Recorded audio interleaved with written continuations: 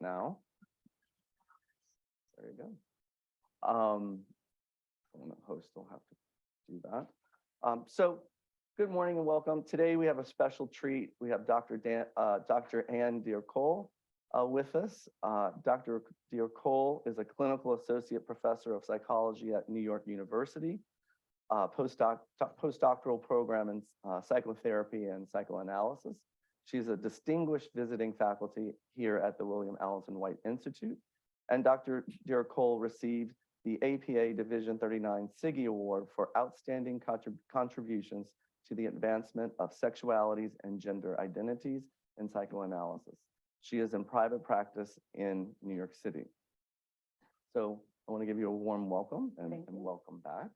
I would first wanted to start and with reviewing with everyone that overall this year, what has emerged is in our Tuesday morning meetings is a review of our history as an institute. So just a reminder of things we've covered this year, and there are many people to thank. And Anne, I know in your book you have many people to thank for your research. But in the beginning of the year, we started with Miri Abramus and Roger Free and Michelle Stevens, who discussed Sullivan and Fromm and the interpersonal school. We had Miri and Tony Bass and Ira Moses talking about interpersonal versus relational theory and what's the difference. And then we also had Roger Free and Pascal Sauver's book, which was based on essays from Harry Sex Sullivan's journal, Psychiatry, which was Culture, Politics, and Race in the Making of Interpersonal Psychoanalysis, Breaking Boundaries. We had Mark Bleschner talking about the history of homosexuality and the Institute. That talk is available on YouTube. And we had Frank Morocco, David Boucher, and Melissa Ritter talking about the new generations of gays and lesbians at the William Allenson White Institute.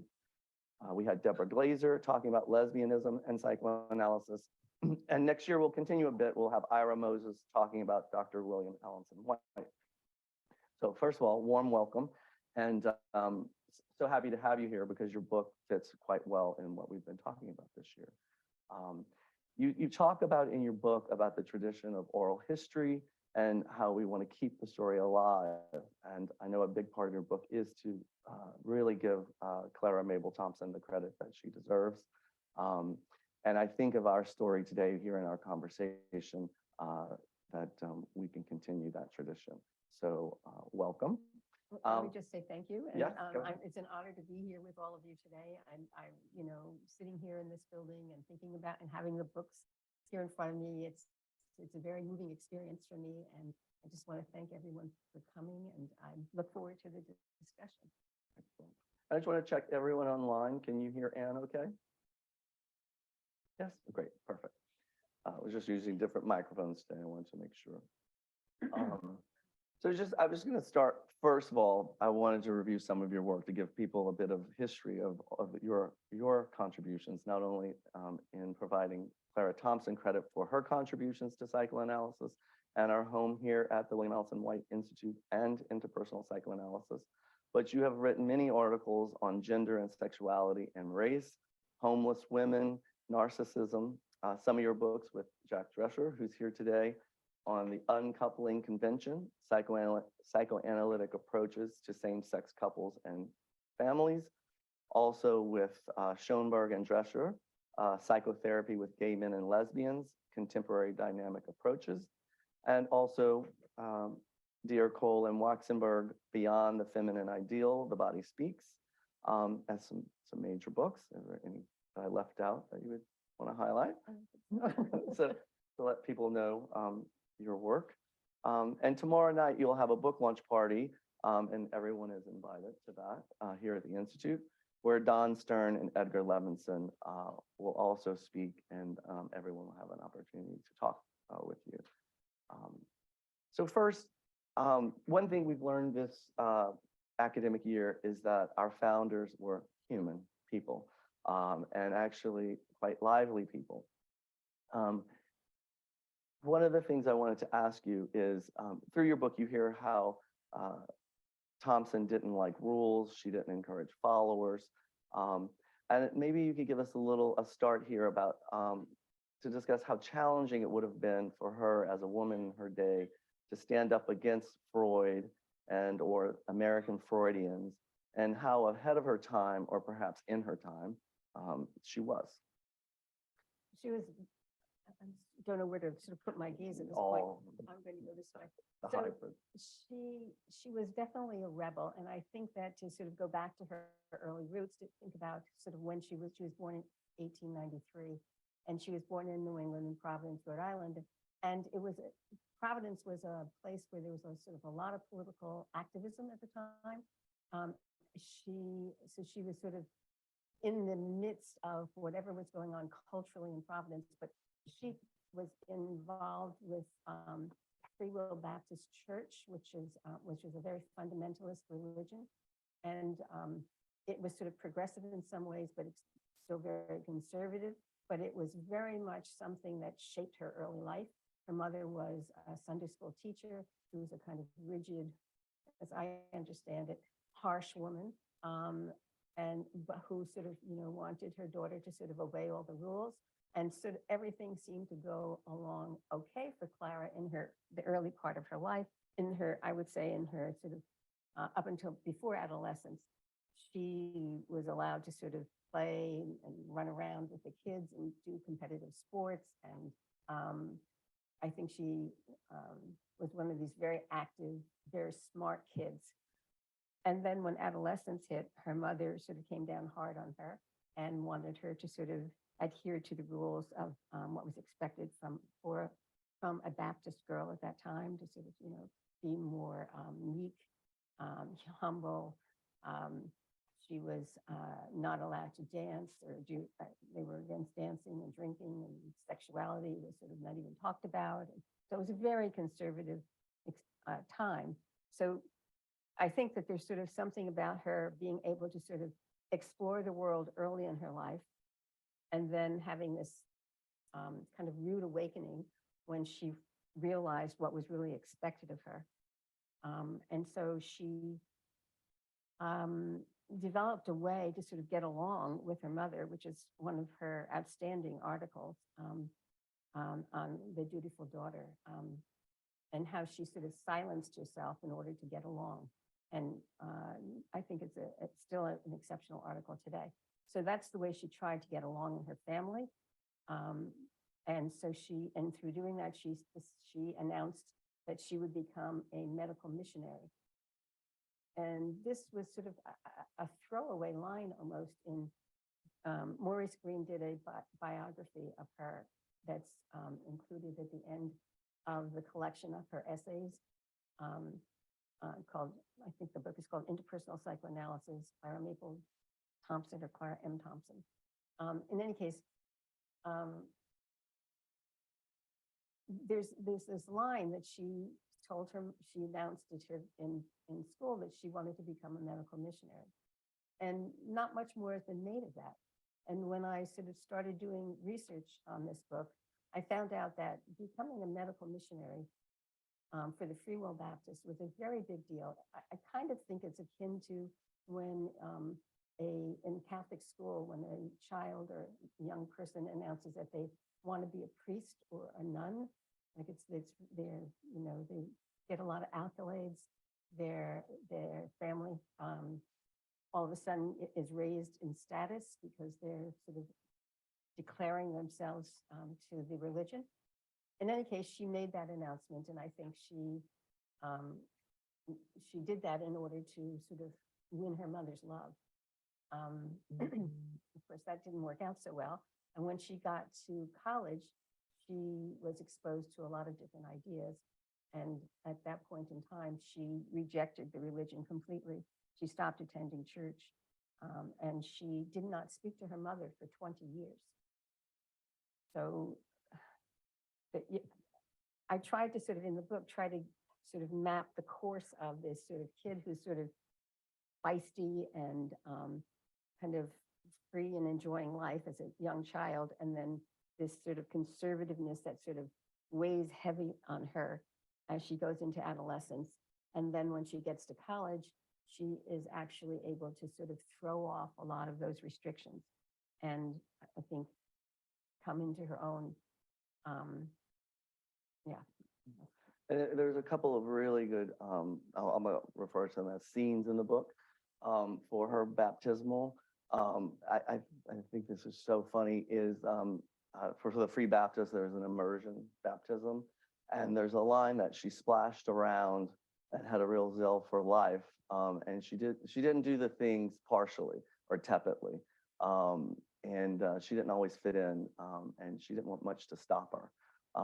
And I just picture her in that baptismal fountain thrashing around, you know. Right. She loved to tell that story, evidently, because she was very proud of the fact that, you know, she had to be dragged out because she just was having such a great time splashing around. You can imagine her parents were not having such a good time, but she, you know, she didn't, and she always loved the water. There's, and I'll skip ahead. She had a house in, this is a big leap from sort of her early life to 1938 when she purchased a house in Provincetown, Massachusetts, right on the water. It's a spectacular spot that overlooks the harbor. I don't know if any of you have been to Provincetown. I'm very fond of it. I live in North Truro. And it is just spectacular, and it still is a house that people walk by and marvel at. So, where did I go to Provincetown? I forget the train of thought. I'm sorry. Brought me to Provincetown. Oh, the splashing. But the water, love okay. water. So Yeah. she loved water. That's the theme. She also had her grandparents. Her on the paternal side, the grandfather worked on ships, and the grandmother used to paint and paint and her portraits were of landscapes with water. So there's a sort of, and she was very close to the paternal grandparents. So there's another theme that's sort of, you know, this sort of proximity to water and being part of the sand and the beach was sort of very important to her. It was a gorgeous area.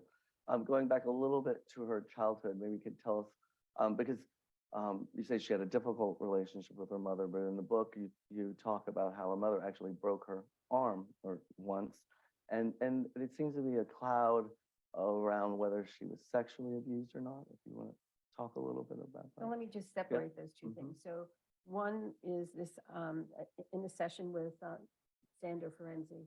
We're sort of skipping all over. So she did go into treatment with Sandra Ferenczi.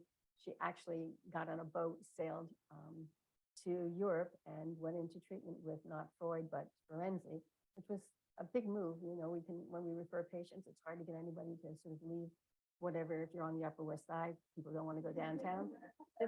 Just imagine getting on a boat and sailing to Europe to go into analysis with someone who doesn't, and you don't speak the language. She's Hungarian. So it was a big deal. So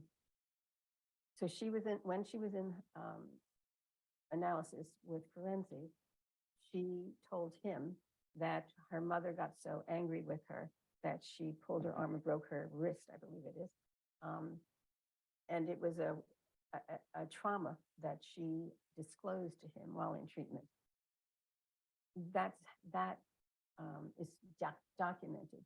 And I want to sort of underscore that we sort of know that because she said it. The idea of whether or not she was sexually abused comes from the clinical diary of Sandra Ferenczi. If you, in the book, which was put together, which was edited by Judith DuPont, which is a collection of Ferenczi's notes that took place over a course of, I think it's 18 months or I forget the exact time frame. In any case, Judith DuPont took all of these notes and put them together and produced this book called The Clinical Diary of Sandra Ferenczi. And early on in that book, I think it's on page 3, he says that Clara Thompson was sexually abused by her father. He does not disclose the identity of any other patients. There's a caveat to that, but every other patient is talked about with by initials. She actually is also given initials DM, but he says that he says exactly who she is. um, and that she was sexually abused by her father, which has led to a lot of speculation about who she is, about her personality. A lot of sort of clinical interpretations of her work were based on that line in the diary. And so so in reading the diary, I found that things just didn't seem consistent. So what was said on page 3 didn't match the other things that were said about her and about other patients that were being talked about. So I wrote to Judith DuPont and I asked her, and I sort of laid it out. I have the emailed her. And I said, look, but this doesn't make sense to me. You say here that she was sexually abused by her father, that Ferenczi said this, that he also said that, you know, she had been in and out, had many therapists, failed treatments. This is on page whatever it is.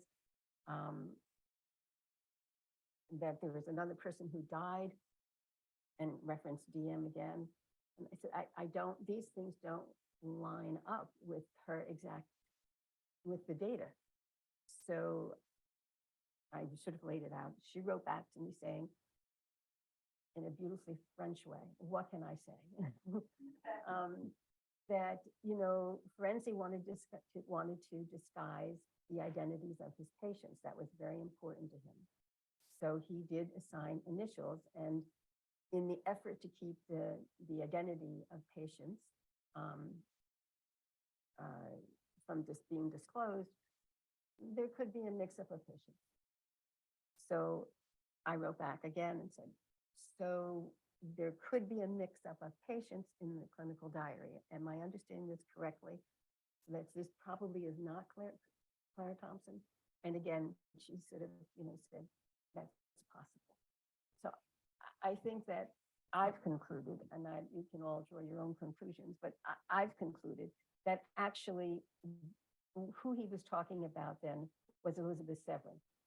And we know, so Elizabeth Severin is another patient of Ferenczi's. And she actually had a horrible history of sexual abuse. Arnold Rackman has written about Elizabeth Severin and detailed the course of her life and also her treatments, multiple treatments, failed treatments, until she got to Ferenczi, and she had a successful experience with him. I'm going to put a caveat on that too, but we'll just leave that there. So I think that actually, to go back to your question, I think the answer is that is Elizabeth Severin, not Clara Thompson. So all the ideas that, you know, she dissociates and that there's sort of this dissociative quality about her, and which there may be, but I don't think it's attributed to sexual abuse. I think it's attributed to other things, or be attributed to other things. And that is how I read it in the book. And I thought you made that quite clear, that it was the other patient that had been mixed, Right. Who I think Clara had some competitive feelings towards. Yes. She called her a paranoid bitch. She did not like Elizabeth Severin at all. One thing, there's so much to cover, right? And, but one thing that might be important is you talk about resisting amnesia, and alluded to earlier. You talk about in the book how Harnack sort of cultivated followers or disciples. That's not something Clara Thompson ever did, and at her death almost disappeared. And that's part of what you're bringing back. Do you want to talk a little bit about her personality, or how she sort of was a leader that might have contributed to that? She's very humble. So I think going back to the religious roots of her early childhood, I think that left her with this feeling, some of those ways of being, I'll call them, that she did not stand out. She did not take up a lot of space, but she was extremely persistent. And so the combination of this sort of humility and persistence, I think, is sort of the two pieces of Clara Thompson that are extremely interesting to me. That she was able to sort of get things done, but she didn't require other people to admire her or to do as she did. In fact, she discouraged that. She wanted people to, her students to find their own voices. Karen Horney was a little different. She was more demanding and liked the spotlight more. And so she, there were a lot of, there's a line in the Horney biography about how one year at her institute, there were 11 babies that were born that year and they were named Karen. All that would never happen to Clara Thompson. True devotion. Yes. And you also make, I thought was an important point regarding sexism, is that a lot of people will refer to her as Clara, which we would never do with a man. And I thought that was an important distinction. Right, right. And it's a two-sided thing, because I think she was extremely warm and she touched people in a very significant way. And so people felt like they knew her very well or felt known by her. So maybe there was this pull to sort of, be more familiar with her. Most everyone here at this institute that ever refers to her that I've talked about, they always say Clara, right? But no one ever says Sandor or Harry, right? So I think that the sexism is pretty apparent. Yes, yeah, no, I agree. Another thing you pointed out is, I think this is a portrait here. If you're in the room, you can see it of Clara Thompson in her 20s. And as a student of the Institute, I think I always projected some other, like Frieda von Reichmann. I never really knew who it was. And you make a great point that many people at the Institute are students that we don't necessarily learn a lot about Clara. I use one of her articles, which is written by Green, who wrote the book, which is as relevant today. It's on transference, and I use it in teaching. But I think you make a good point. I mean, from the painting, we know who it is, but that how she has become a bit forgotten. Right. I really attribute the capturing of it to Edgar Levinson, and talking to Ed. He is the one who said, once she died, she was gone.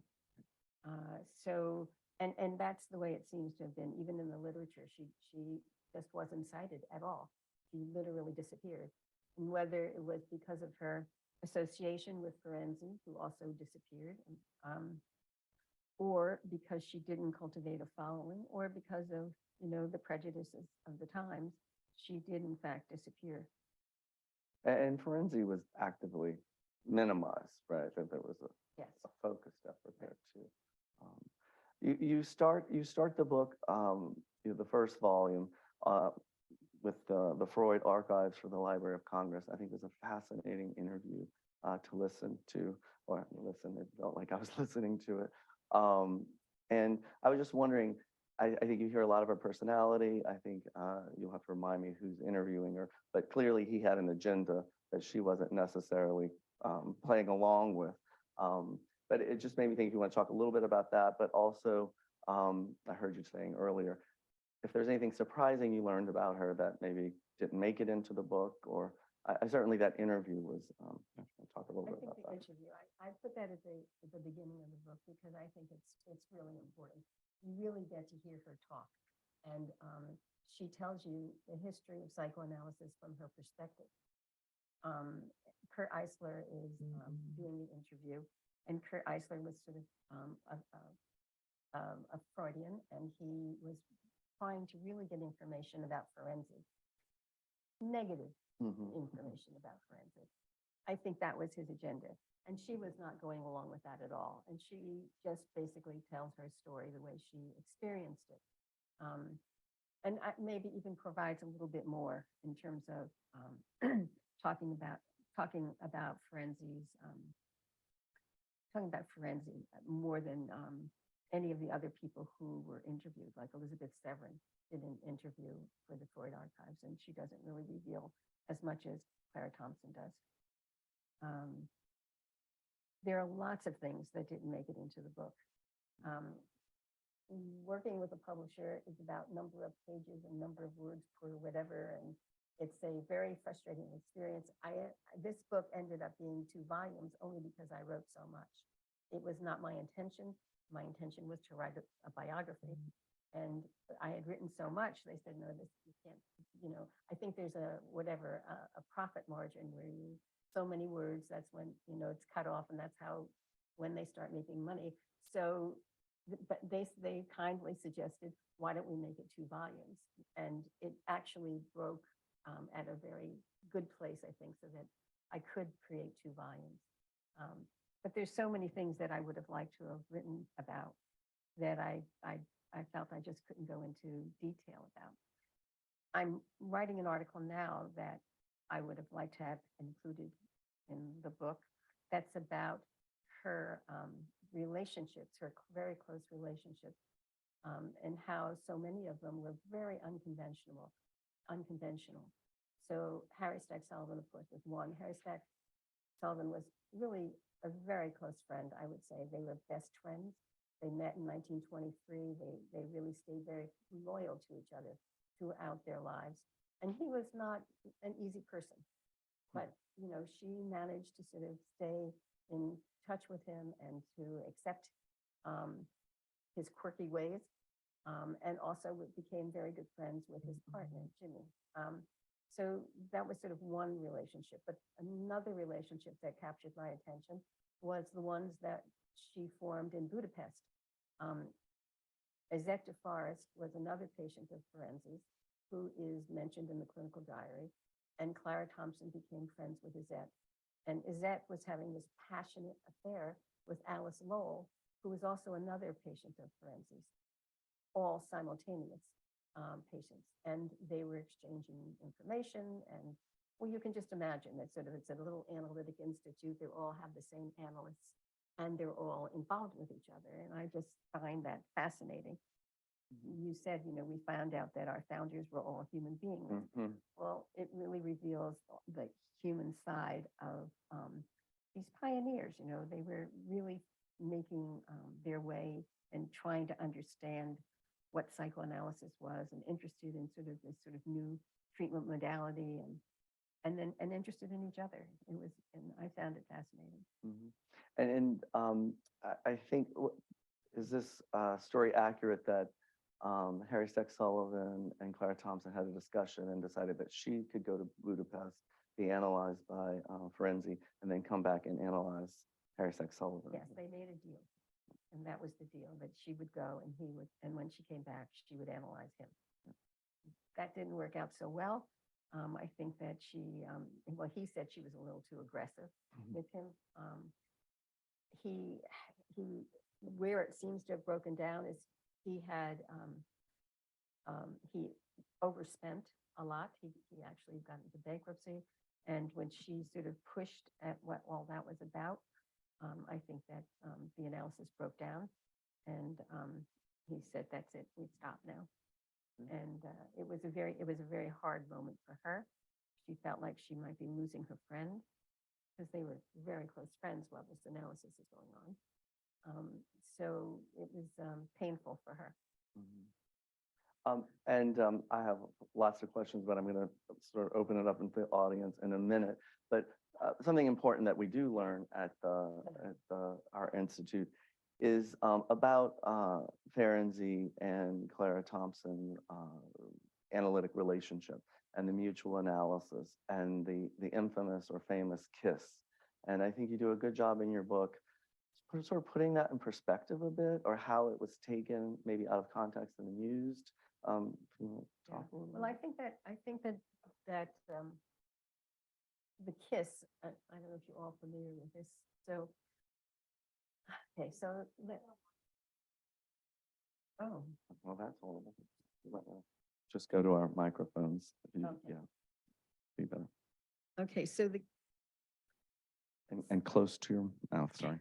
So when Clara went into analysis with Ferenczi, it was at the point where he was doing what he called his relaxation technique. In other words, he was sort of really, he was trying to, relax is not the right word, but he was trying to create an atmosphere of acceptance, and actually love was a big part of what he was thinking about at that moment, that there was some way in which he felt that the patients that were coming to him had all had very harsh, rejecting parents. And many of them, in fact, were traumatized. They had been sexually abused or physically abused or both.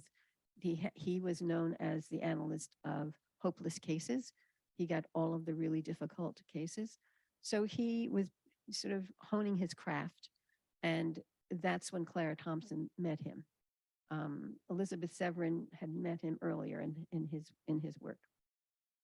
In any case, so she's in analysis with Ferenczi, and he says to her something like, I want you to be spontaneous. I want you to feel like you can express your feelings, your affectionate feelings.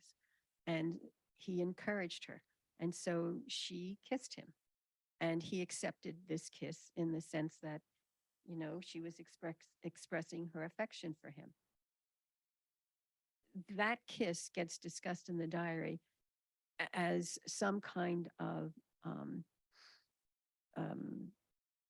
as an outgrowth of her being sexually abused, that it's sort of an enactment, right?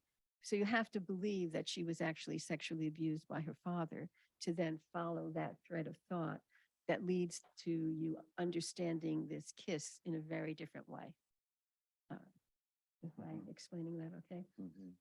So I think that what she learned was to actually, she had this very repressive adolescence where, the sexuality wasn't even discussed, and she wasn't allowed to talk about boys or sex or anything of a teenage nature. In fact, she wrote a poem that's in the book that I think I don't know when it was. It's undated, but it talks about. It's a poem that she wrote that talks about this kiss that she had with this boy and how embarrassed she was when people were teasing her about it. And I think that, that's more about her reaction to Ferenczi and the kiss than any of this other hypotheses about sexual abuse. Yeah, because you hear about that as being, sort of where mutual analysis went astray, and it's used as an example. And I thought you did a great job in your book of clarifying that, that ain't so. And in that poem, I think if I'm remembering correctly, I think she was at like a family dinner, and the whole family was sort of making fun of her regarding the kiss. I don't know if it was a dinner, but yes, Or she was something being together. teased. Right. I'll have my last question. We'll open it up to the audience. There was something fascinating, and maybe some things that we're trying to do today. Jack does a bit of that.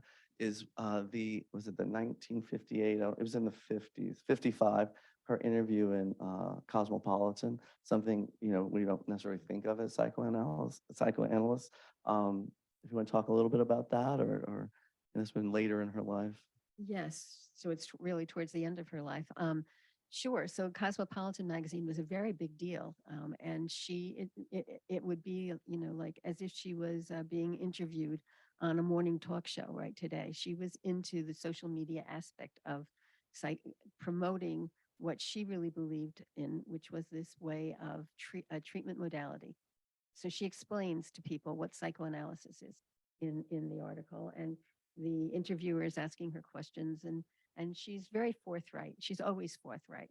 She just answers these questions very clearly, and she puts out her attitudes toward sometimes it's a little questionable because I forget how the question goes, but something like, if someone came to you and they were in, I don't know, 50 years old and they hadn't been married, what would you think that what their chances of marriage were, or something? And she says, and I'm paraphrasing this, something like, well, you can't really hope to get married at that age, and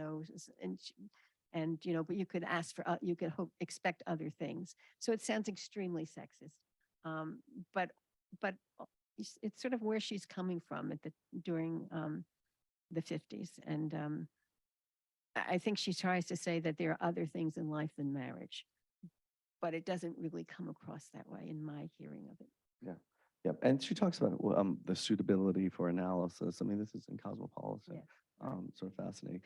And also going back to, you talk about when she sort of stopped or, stopped being so religious or church going. But a big moment was when she was at a dance and realized that she couldn't dance and everyone else could. Right. Yeah. Right. And what she was going to be missing out, what that meant for her for the rest of her life. But there was going to be a lot of things that she missed out on. Yeah. Okay, I'm going to open it up to our audience and I'll go to in person. We'll go with Roger Free and Elizabeth. I'll write your names. Thanks. And thank you so much. I think these books are enormously valuable to fill, I think, what we all experience is a huge gap in our understanding and learning. All of us who've graduated from the Institute.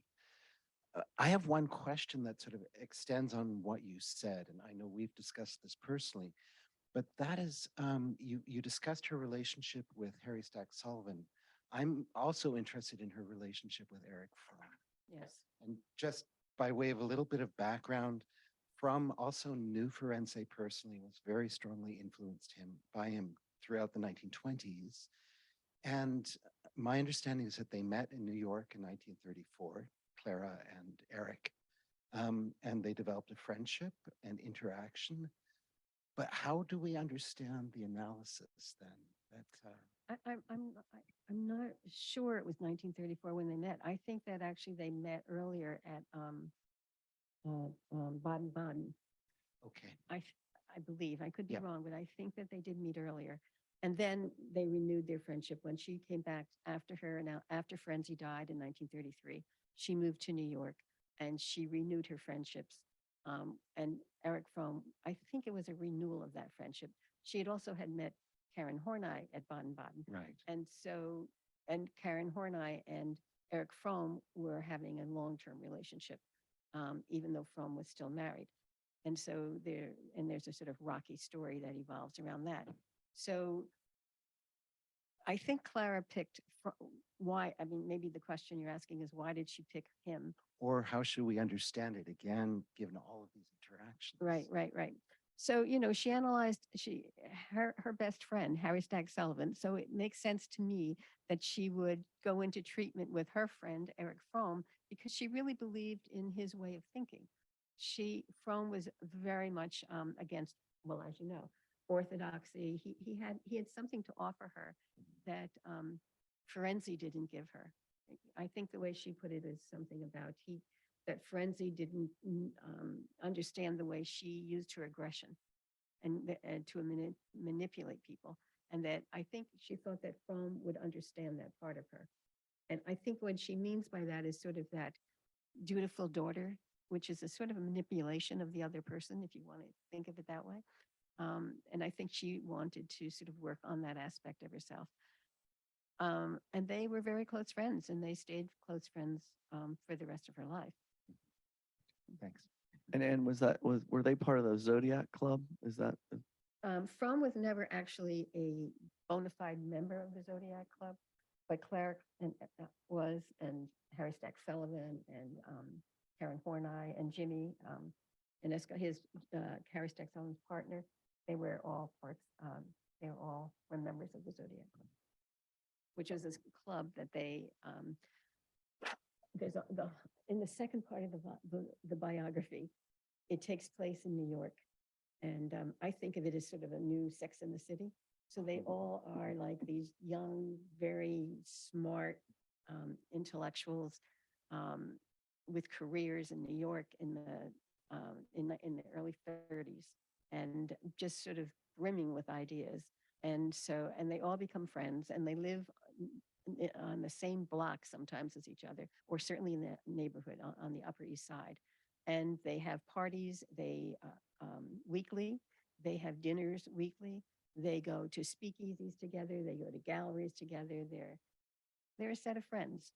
And so the Zodiac Club was an idea of Harry Stack Sullivan's, where they would sort of meet, and he gave everyone the name of an animal. And so it evolved, and their meetings went on. There was an earlier Zodiac Club, which I think he copied, but that's another story. Elizabeth Cremendal? Hi, first of all, Anne, I want to thank you as the executive director of the Institute for this invaluable service that you've done for all of us here in resurrecting Clara. I mean, she's been, if I read one paper of hers when I was in training, that would have been it. Anyway, I would like to say that I believe Thank you Anne, for saying that. I'm honored to hear that. Thank you so much. I have more to say tomorrow night at the book Okay. club, but anyway. I hope I'm not speaking out of turn. I believe Anne will actually be teaching a class to our candidates next year on Clara Thompson, which is long overdue. So thank you for that too. Those aren't my questions. So I had one question since Roger's here. And Roger knows something about the psychiatry, the journal Psychiatry that was founded in 1938, I believe, by Harry Stack Sullivan. So one question I had about Clara's being lost in the professional literature, up until that point, and her career wasn't that long, obviously. I think she started publishing in the 30s. So she came back from Budapest in 33. Psychiatry was founded in 38. But until Psychiatry was founded, her papers were in the general analytic literature. So I wondered, Roger, who was reading Psychiatry, the journal? It was multidisciplinary. So I wondered if either of you have a sense of, whether part of the reason she got lost was because people weren't reading it then. It's not in the PepWeb database either. So you can't search and find most of her articles anywhere. But anyway, I don't know about Psychiatry, Roger, do you have any idea? I'm just curious, or Anne? It's a great question. Roger? Okay. Yeah. So, it wasn't until Maurice Green put the papers together in 64. I have one other quick question. I was curious, you were interested in, I think you believe that she was bisexual, but it seemed to be difficult to find actual evidence of that. Is there anything that wasn't in the book about that? No. Yeah. No, really, it was, I interviewed Zebra Schachtel, and she was the person who sort of confirmed for me and actually made the point that Clara was bisexual, but she didn't give me any other information. So I have no idea. At one point I thought that maybe there was something between her and Alice Lowell. Alice Lowell is quite a character.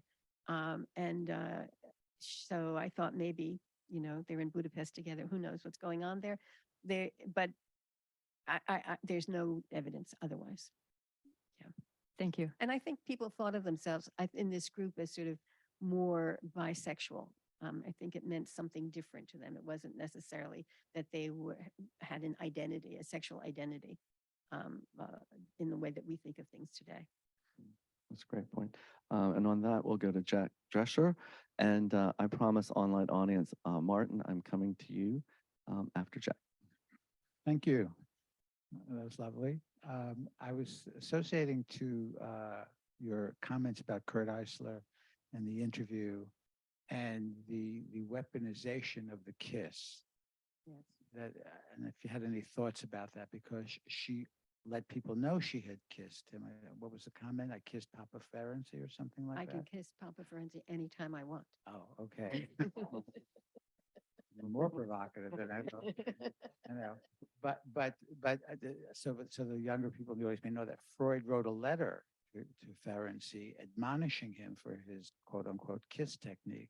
So I wonder if you had any I wonder if you had any thoughts about the weaponization of Clara's analysis in the field. Yeah, well, I think people jumped to a lot of conclusions based on this kiss, and it was weaponized, and I have never thought of it in quite that way. But now that you've said that, I definitely think that's a good way of thinking about it. And I'd like to think more about it, because I do think it's been used against her and to sort of really diminish her and erase really her contributions, which are substantial. She didn't have a real analysis.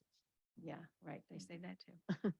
And in that interview, you see how he's pressing to sort of get the dirt about what did she know about Freud, what did she know about Ferenczi, Yeah.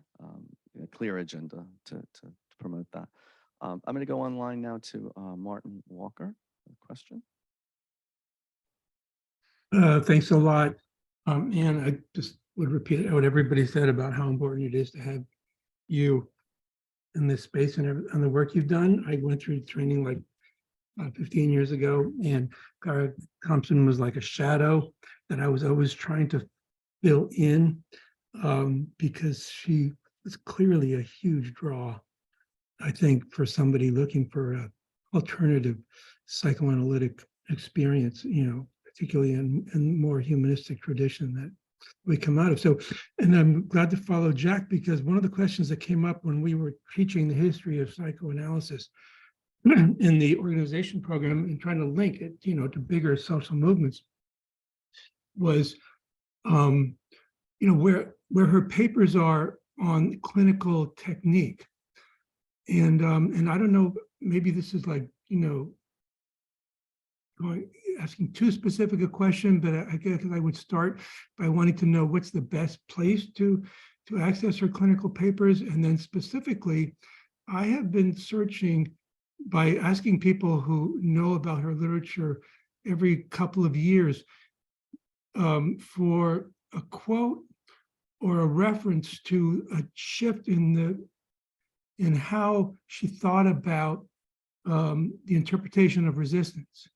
And I wasn't sure whether this came from Ferenczi or it came through her, but certainly it gets elaborated by Levinson pretty clearly when he talks about the fallacy of understanding and the fact that, you're not really looking for the unacceptable impulses that can be interpreted so that people can increase their awareness, but actually a focus on increasing people's capacity to simply be aware, as opposed to looking at, a more Freudian perspective. I'm just wondering if you have any sense of that or that came across at all in looking at her clinical contributions as to where that might have come forward in her work. Yeah, I think, first of all, I think there was an earlier question about where to find her work. And I think that Maurice Green's compendium of her essays is really the first place to go because they are mostly there. And the ones that are not there, I've tried to quote in my book at length. I actually got permission from the publishers of wherever these articles were to quote at length from them. So you can get a sense of more of those papers by looking in the second volume of the book. In terms of how she talks, so you have to sort of look at her case whenever she does a clinical case presentation. That's where you hear the technique, but you have to kind of almost read between the lines because she doesn't really spell that out. There's a kind of assumption she's making, I think, that you understand what she's talking about because she's just been working in a very different way by the time she's writing those papers. So it isn't that she's not taking the Freudian terms and reinterpreting them. She's just using them. So it does take a bit of sort of looking at what she's written and thinking about it. Thank you. Thank you, Martin. Any other questions, more questions or comments? Robert Langen in person. I'm hoping you can clarify her relation to one article that my memory about how this works is not exactly called upon very often, but it is today. When she was doing her residency at St. Elizabeth's Hospital in Washington, she was either in analysis or at any rate under the wing of one of the senior people there, whose last name was also Thompson. Yes. And she created a scandal, she and he created a scandal by walking across the campus or whatever it was, holding hands and looking very delighted with one another. And this was outrageous behavior. This is not the way doctors are supposed to behave. And so I think she was asked to leave St. Elizabeth over that. But the other aspect of it was that that teacher, Thompson, was the first person to link Buddhism and psychoanalysis. And he published a paper where he was reluctant because this could be scandalous Mhm. to say, what does psychoanalysis have to do with Buddhism? And so he said, well, I better not put my name on it. And he put the submission down as written by Dr. forget the first name, Thompson. Dr. Thompson, a good Japanese doctor, is writing this Yes. paper. And so it's always left me lingering with the question of, I wonder if Buddhism or his Buddhism had any influence on her as well. Well, I'm sure it did. I mean, so she, his nickname was Snake Thompson. Snake actually spent time in Japan and as a child, and and he also established the San Diego Zoo. He's a kind of Renaissance guy. He had lots of things going on, and he was into Buddhism, and so I would imagine there was some influence. So was Eric Fromm, right? There was a connection there as well. So I think that there is a thread in her experience and her thinking that runs along that line. In terms of the walking around the campus, they did. They had dinner together. They did hold hands. She, again, it was this notion that she was sort of this repressed young woman who was receiving the attention and affection of this man and from this man, and they both enjoyed each other's company. So no, we would not necessarily approve of that today. But on the other hand, Freud was taking walks all over town in Vienna. It was not an unusual thing to do. So it's just the way the American version or interpretation of the behavior comes out. It gets, as Jack said, it gets weaponized. It doesn't come out sounding like sort of part of a process or understanding the attachment and affection. It comes out as something very bad and I don't know, damaging. And the fight between her and Adolf Meyer, who was her supervisor at the time, he was very much, he did not approve of psychoanalysis. He did not approve of her going into analysis with Thompson, and he was angry with her for following, for her interest in psychoanalysis, because he wanted her to have a different career. He wanted her to be more of an academic, to sort of follow the way that the line of his career.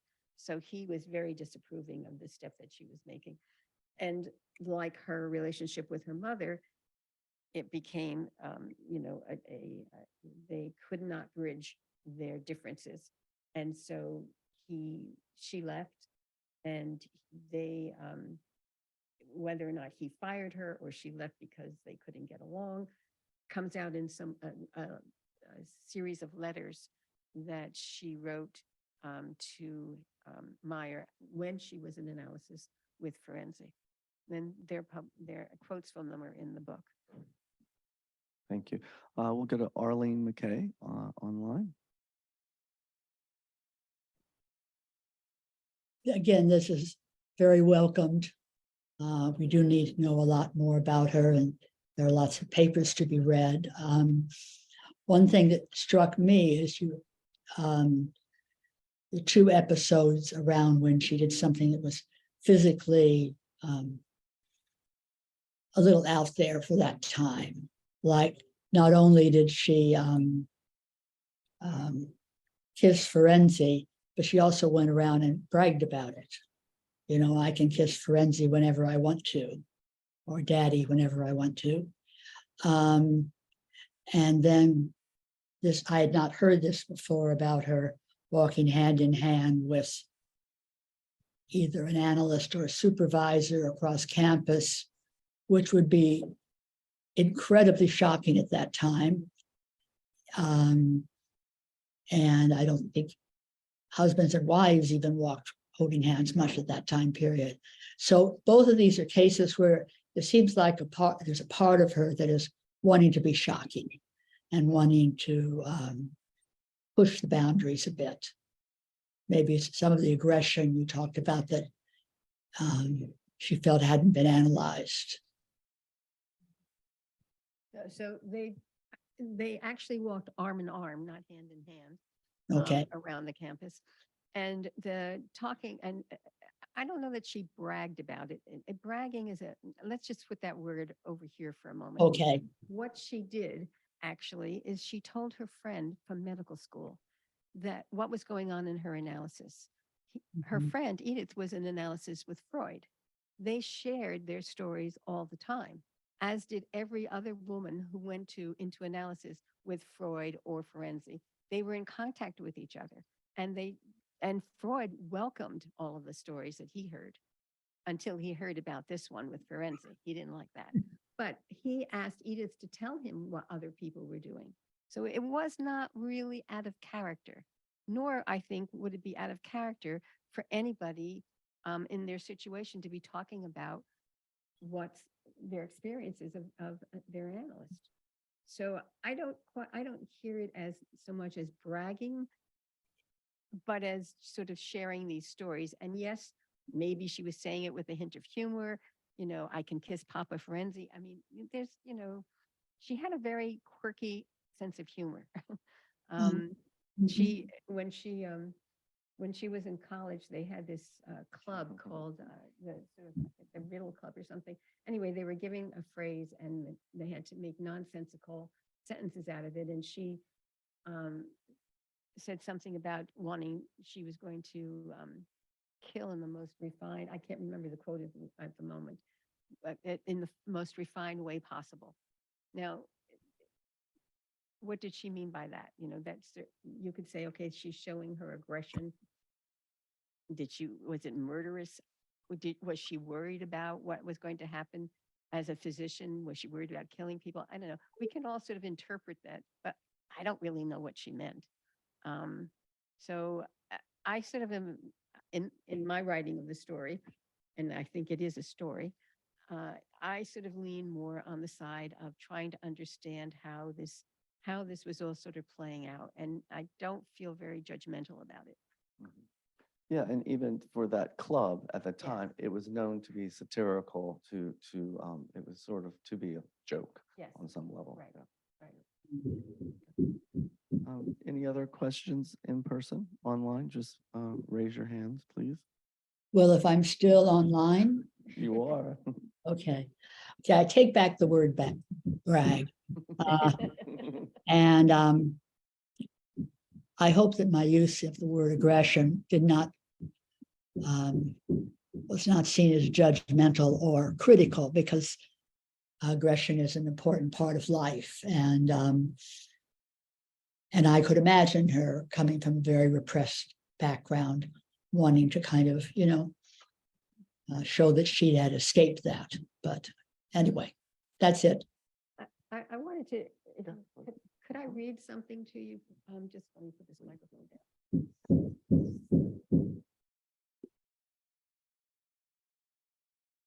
While you find it, I just want to, I think many people are aware, but I think you do a great job explaining in the book, but the competition between Freud and Ferenczi, and there was a concerted effort to minimize Ferenczi, and Clara Thompson was part of that. So some of that slanderous or rewriting of history was motivated. And I think I sort of become more of her defender. So, and you probably hear that in the story. Clara Thompson wrote this. I think it really explains something about her. It's from a 1958 paper. And she says this, and I put it in the book where I'm talking about how she moved from being a conformist to becoming a rebel. And I'm going to read it to you. She says, one learns to fit into the life in which he is born without ever knowing that he is missing something. It is only by comparison with other situations, such as another culture, another group, or another family, that one may get the feeling of frustration in some areas. The individual is truly a product of his culture, as brought to him first through his parents and later through his other life opportunities. Only rarely does there occur a maverick, one whose life experiences somehow made him a rebel rather than a conformist. But even then, the degree of his deviation is not permitted to be unlimited. Beyond a certain point, society forbids his deviation, and few can survive that degree of disapproval. I think that really captures her, pronouns aside, that she was saying, you know, she struggled with this. She tried to sort of be part of culture, but she wasn't. And yet she could not go outside of her culture. And she knew that it was too painful to really leave your culture. And we all know that as well, that we're sort of in this experience and we can't really see outside of it. Yeah, and that reminds me of Roger Free in your book, I think, or she, Houdini's article was talking about that, how to, if you go outside of your culture is really where you can start getting a perspective, a little bit what she's talking about. I'll ask you one question, and help me clarify this. She appointed a former Supreme Court justice on the Board of Trustees, and I think you mentioned how he actually helped her to navigate some of the challenges. But I think as we're having a crisis with the Supreme Court or a member of the Supreme Court, this Supreme Court justice was actually removed. What was the scandal, or do you He remember? was removed, but there was an impeachment, but I don't think that, Abe Fortas is his name. Right. And it was a very smart move on her part, I think, because she put somebody on the board who could really help with the politics. She was embroiled with the American, not so different than today, with all the kinds of things that were coming up. And she needed support and dealing with them. And he was very helpful in sort of structuring the correspondence between her and the powers that be at the American. So, you know, he was, I forget why he was, I forget what he did. It was something financial, that he was threatened with impeachment.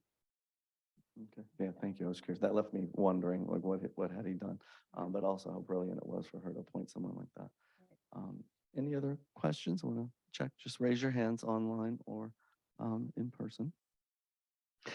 Would you like to talk a little bit about her leadership style and how she was able to, for a woman at that time, to run the institute, and not to, well, maybe it is a sad note, but I think in your book there is some mention of that she might have died of some heartbreak related to running the institute. If you could tell us a little bit about that. Yeah, the tide turned against her at some point, and people were trying to get her out, and but she hung in there.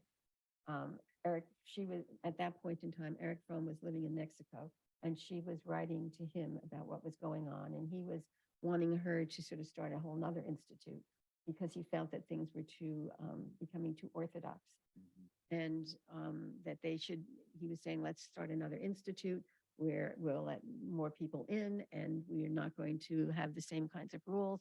And she at that point was really tired, I think, and she did not want to do that, even though he was very encouraging. And so she said that she was handling it internally and that she managed to hold her ground. How she managed all of those personalities, it's just admirable. That's what I could say about that. There's a cast of characters, and she managed to do it and hold it together for a number of years. I think, you know, she wasn't someone who was demanding to be the spotlight, and I think that was probably a strength and also a weakness. So, you know, I think she allowed other people to take center stage. Certainly when Harry Stack Sullivan was involved, he took center stage and people sort of admired but we're also critical of him as well. But she never wanted that. You referred to her once, or she referred to herself as something like the quiet Swede, referring to her Scandinavian background. Right, yeah. She was.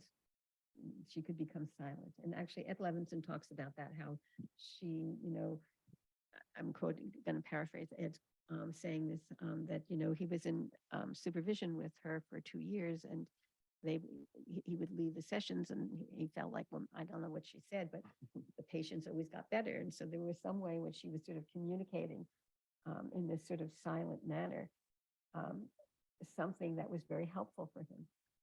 And I think that she did that. She allowed people to sort of evolve. She didn't sort of enforce herself or impose herself on the other person.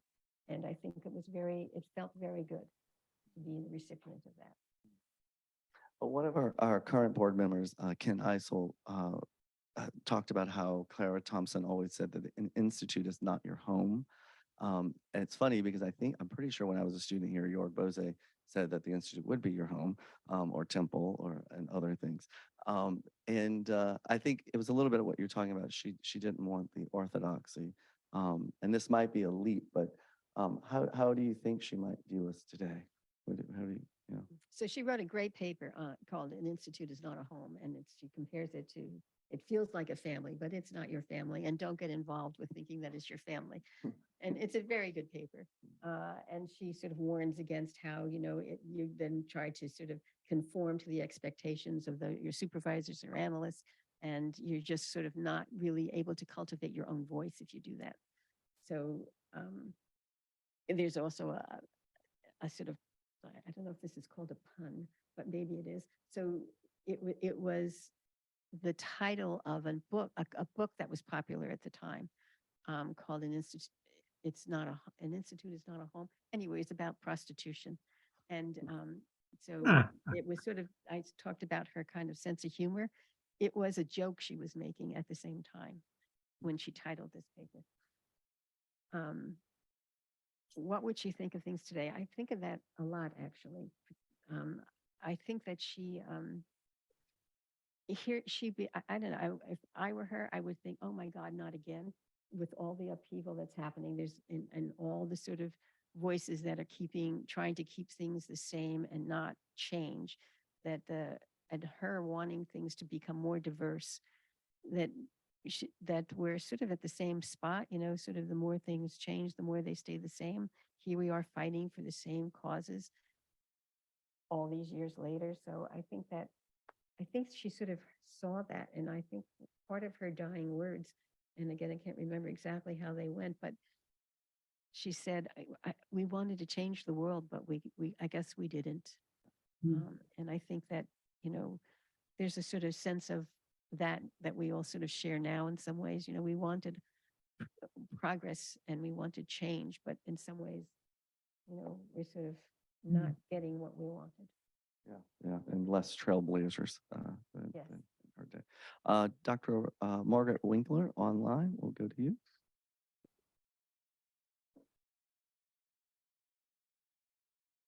Margaret? Am I unmuted? Can you hear me?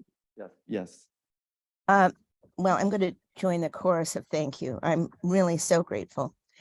When I was a candidate and there were classes in the library, there was a beautiful painting there by Henry Majors. And it was my understanding that Clara and Henry had had a long-standing affair. I wonder if you could speak to that. Was that a source, aside from its sexual aspect? Was he an emotional support to her? Can you say something about that? Sure. So she met him in 1937, 38. He's a Hungarian refugee, really. They met at an art gallery. He's an artist. He was a caricaturist. He was actually employed by the Hearst newspapers, and he would do the caricatures of court trials. So he covered the Lindbergh trial. He was a very famous guy. And they immediately fell in love. And she bought the house in Provincetown so that they could have a place for themselves. He was married, and he did not divorce his wife. And so they had an arrangement where he and Clara lived together in Provincetown during the summer season. And he would live with his wife, Alexandra, in New York over the winter until her death. They were soulmates. I think that would be the best way to describe them. There's a beautiful, Henry and Clara are both buried in Provincetown. And they have a beautiful plot, actually, that is a sort of rectangle that has a sculpture that was carved by Clara Thompson's next door neighbor, a noted sculptor in Provincetown. That's a beautiful sort of monument to her. And next to her, across from it, in this sort of rectangle, is one for Henry Major, that with another piece of sculpture that is quite beautiful. So that they're theoretically together still in this place in Provincetown. And there's a picture in the book. Just if Yes, you and there's pictures in the book. Thank you. Open for questions. and Could I comments. just add, does that mean that while he lived with his wife, they had no contact whatsoever? I mean, did they even speak during the winters? You know, I don't really have any data about that. I know they saw each other during the winters. I don't know. They clearly they spoke, but Okay. Well, but- that's what I was referring to. I'm not, yeah. No, I'm not trying to peer into their bedroom. I just, I wondered, just from the emotional point of view, you know, here's a man who's your soulmate. You have this intense relationship during the summer. You know, at first it sounded as if there was absolutely no contact at all during the winter. No, And- I think it actually suited them both in some way. I think she felt like, you know, she was a very busy person. She was writing articles, running this institute. She was busy during the winter. And so they had their lives, separate lives. And when they came together during the summer when they could actually be together. That's why I tried to sort of talk about how unconventional she was.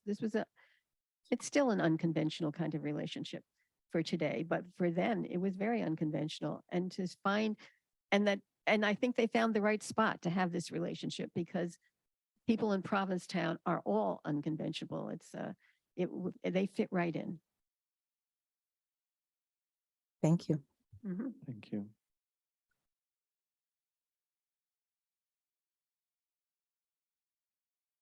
Any other, have we have a question in the audience?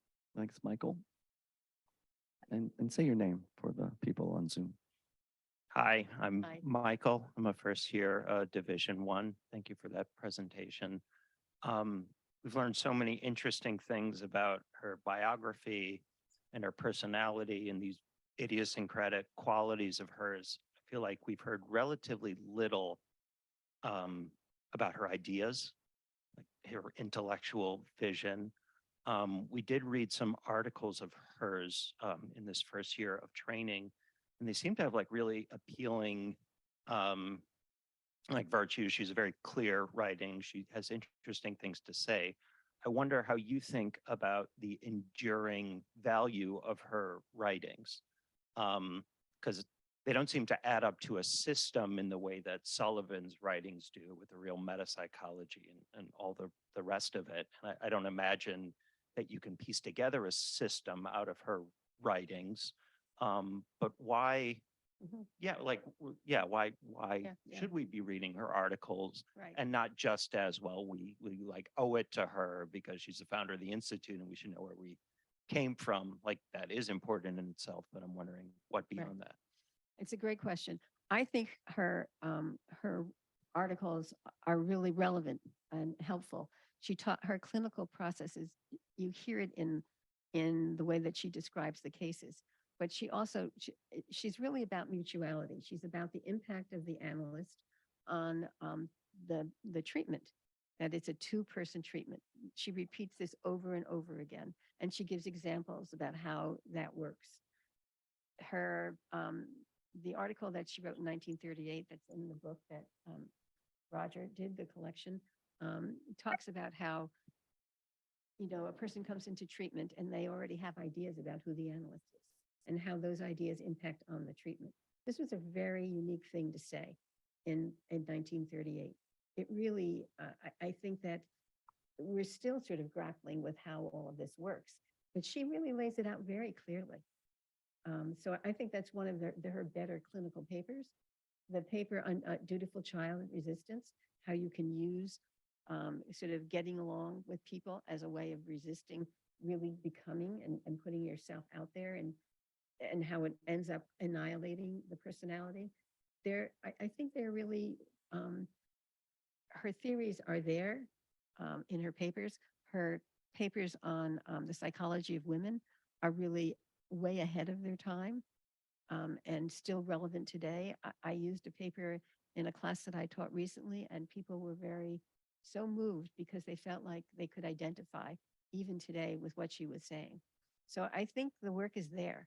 It's not really accessible because I think of the point that Elizabeth made earlier, that you can't really find these papers easily. You can't search them on TEP.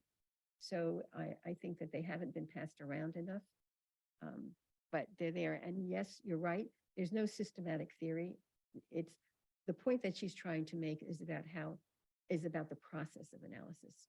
That's where she comes down, and that's what she's interested in. What's going on between the two people. Yeah, in the book by Morris Green, I teach one of her articles on transference, and she does sound ahead of her time. She hits on things that we would think of today as attachment theory.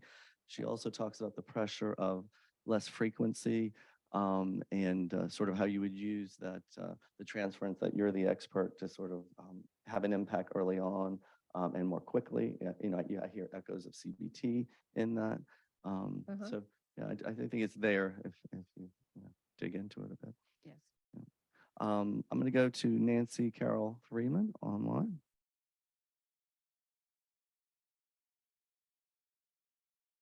Sorry, Nancy Freeman Carroll. Thank you very much. I thought the comment about her being the analyst for Sullivan and what it would be like to be in analysis with your very dear friend that you've known for so long. I don't know which position would be harder, to be the analyst or the analysand in that situation. And I think Woolstein was also in analysis with her. I always like to understand the sort of the family tree of who was analyzed by whom. So I wondered if you could talk about who else may have been in treatment with her.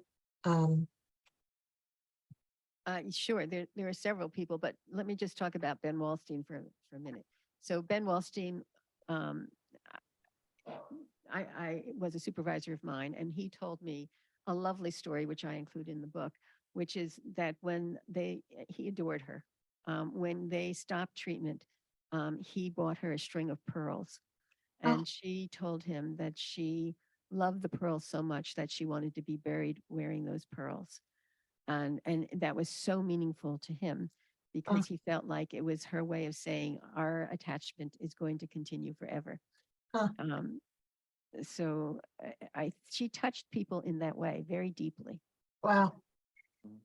And I was gonna ask Anyone you- else from that generation? Who else? Oh, gee, I can't remember at the moment. I think Singer was he in analysis? Erwin Singer. Erwin Singer? Zaparopoulos. Bernie Kolinkowicz. Oh, really? Bernie. Wow. A link between Ruth us and Lesser. NYU. Ruth Lesser.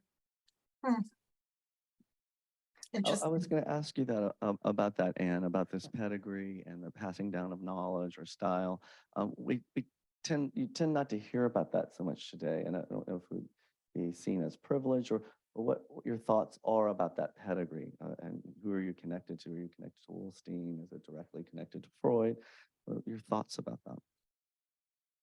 Well, I think the family tree is really important, and I think that the ideas get passed along that way. And in fact, I make the point that, while Clara Thompson seems to have disappeared from our literature, she is so much alive in the stories that people tell, that she made an impact on people. And those stories, like the one I just told about Wallstein, right, you can feel the emotion in that. And I think that that's the way her legacy survives, really, through all of these stories of her connection with people. And,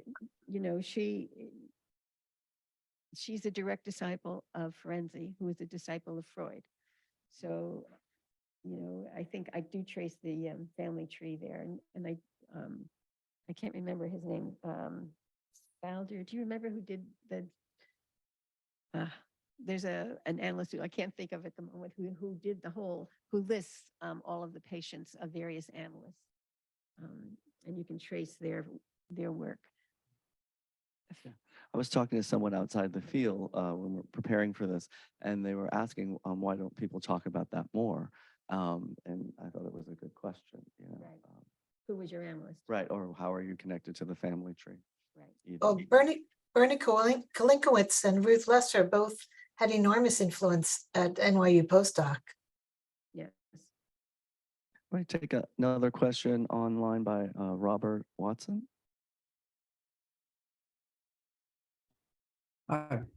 First, thank you for this lovely scholarly work. It was really great. I have a question going outside this.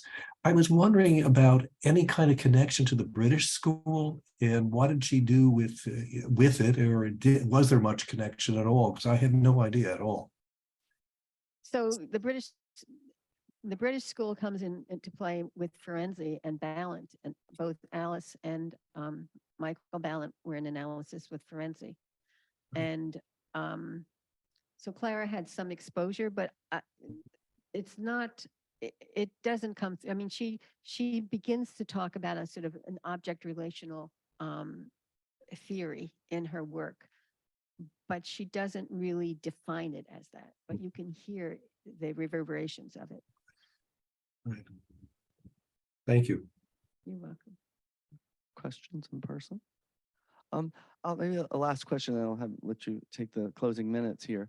Her middle name was Mabel, but there's a story at some point where she stopped using Mabel, and tell us about that. I don't remember specifically. Something happened, and she no longer used it. Yeah, well, from childhood, she was called Mabel. She wasn't called Clara. So her mother's name was Clara. So I think that they differentiated her from her mother by calling her Mabel, and she used Mabel until she got to college, until the time when she had to break with her mother, and then she took her name back as Clara and dropped the Mabel part. Gotcha. So we have a few minutes left. I'll cede them to you if there's any other questions or comments. Elizabeth Krimmendall.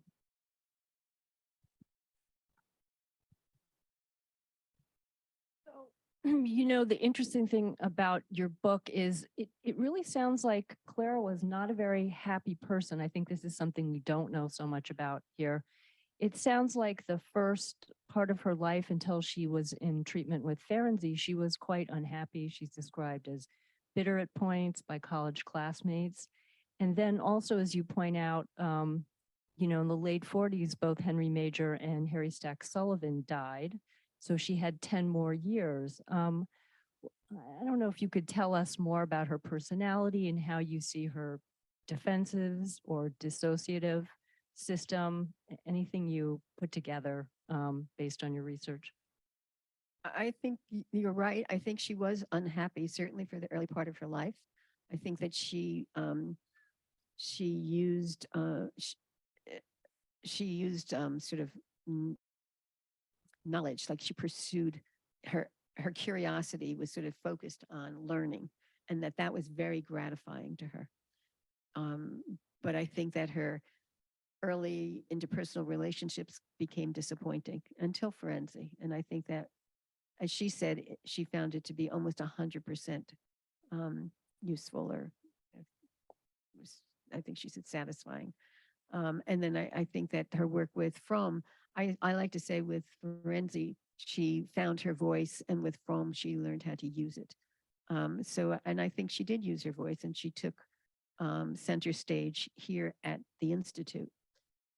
But she thought of the Institute as her child. In fact, she wrote that in a letter to Eric Fromm.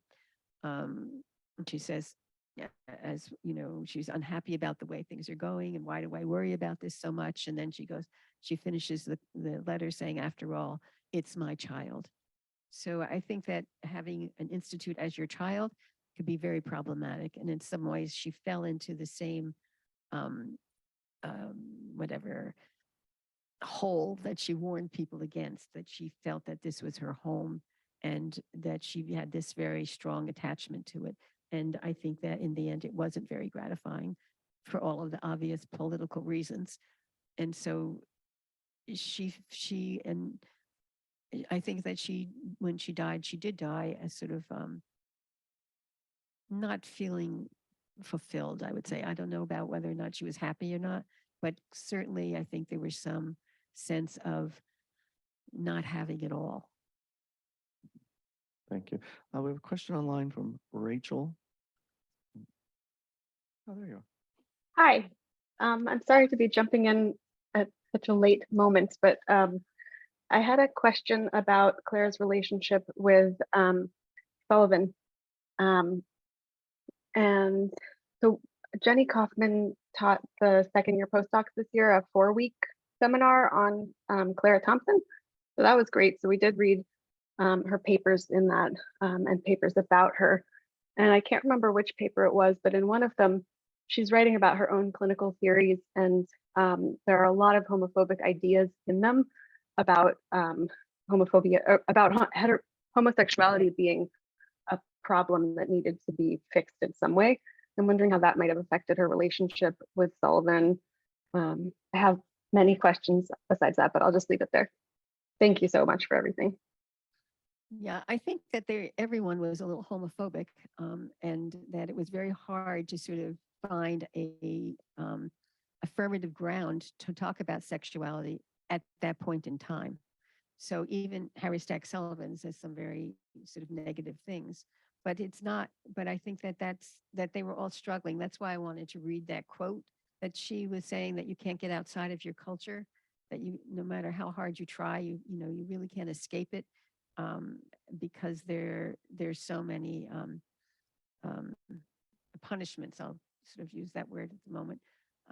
So I think that she struggled, and she had an attachment to psychoanalysis, and psychoanalytic theory was very homophobic and anti-homosexuality, as Jack has phrased it. So she was struggling to sort of, with her attachment to a process and an idea that she thought was very helpful, but the ideas there were also sort of, they weren't very feminist, nor were they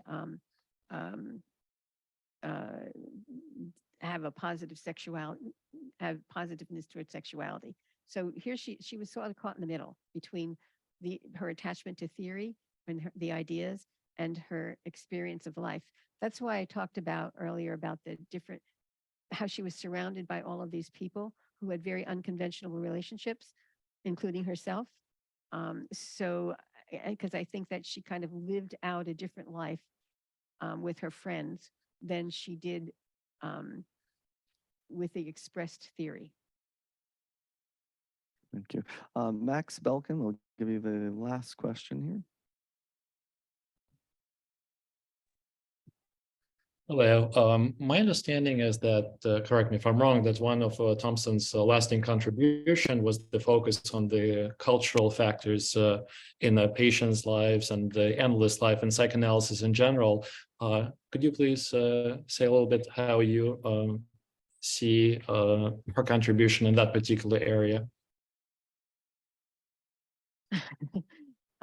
So yes, so she was a culturalist. She very much came out of the culture and personality school that Sullivan was involved with in the whole Chicago school, that all of her friends in New York had moved, were very much part of it.